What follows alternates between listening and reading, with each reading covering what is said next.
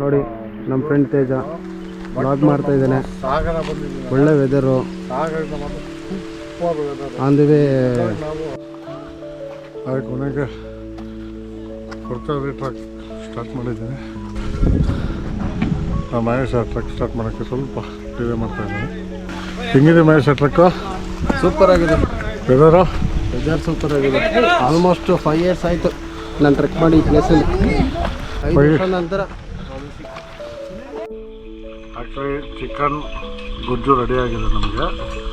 ಬಾಣಲೆ ಆಗುವಾಗ ಬಿಸೋ ಹಂಗೆ ಆಲ್ರೆಡಿ ಊಟ ಮಾಡೋಕ್ಕೆ ಕೊಟ್ಟಿದ್ದೀವಿ. ನಮ್ಮ ಜೊತೆ ಒಂದು ಬೆಕ್ಕು ಇದೆ,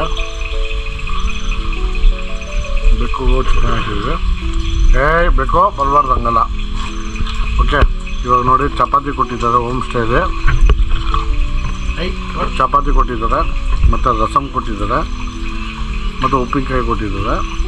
ಅದ್ರ ಜೊತೆಗೆ ನಾವು ನಮ್ಮ ಸ್ಪೆಷಲ್ ಮಾಡಿರೋ ಚಿಕನ್ ಗೊಜ್ಜನ್ನ ಎಂಜಾಯ್ ಮಾಡೋಣ ಬನ್ನಿ. ಮಹೇಶ ಹೇಗಿದೆ ಚಿಕನ್? ಟೇಸ್ಟ್ ಹೇಗಿದೆ?